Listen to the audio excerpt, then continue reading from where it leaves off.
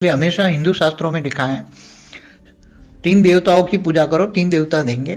निर्गुण निराकार को तो याद करते ही नहीं, हिंदू शास्त्रों में कोई याद ही नहीं करता। ज्योतिर्लिंग की भी पूजा भी शिव शंकर की है, शिवलिंग की भी पूजा शिव शंकर की है। निराकार की कोई पूजा, निराकार का कोई प्रावधान ही नहीं है भारत में।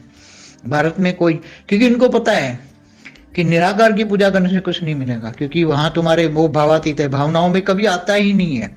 भावातीत, कर्मातीत, गुणातीत वाला कैसे तुम्हें ध्यान, तुम्हारे संकल्प वहां पकड़ेगा। और परम धाम तक तो संकल्प किसी के जाएंगे ही नहीं।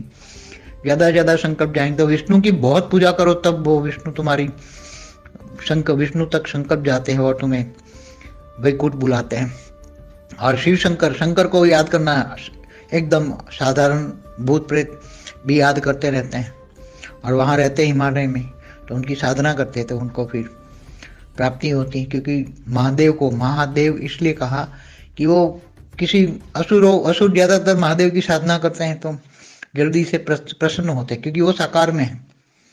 जो महादेव है वो साकार में है, इसलिए जल्दी प्रसन्न हो जाते हैं और वरदान दे देते हैं। भस्मासुर जैसे असुरों को वरदान देते हैं, फिर अपने बचने के लिए विष्णु को आना पड़ता है और विष्णु फिर उसको मोहिनी रूप धारण करके उसको बचाता है। और विष्णु रहता है विष्णुपुरी में।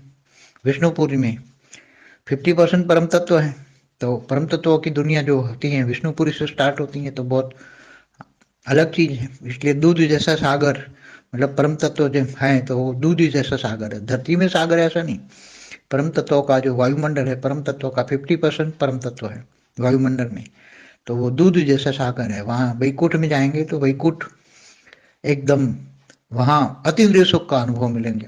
वैकुंठ में रहने वालों को, वैकुंठ में रहते हैं उनको, जितनी भी विष्णुपुरी में रहने वाली आत्मा है उनको अतीन्द्रिय सुख का अनुभव होता है, क्योंकि वहां परम तत्व होते हैं। जहाँ परम तत्व, परम लाइट होता है, वहां अतीन्द्रिय सुख होता है।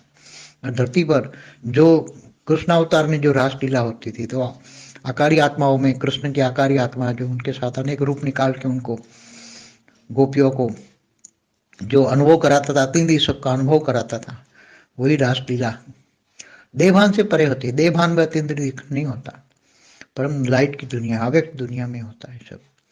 इसलिए निराकार को याद करने से कुछ नहीं मिला। हमेशा वाणियों में भी कहा है, शास्त्रों में भी कहा है, हमेशा भारतवासी साकार को मानते हैं, मूर्ति पूजक इसलिए है।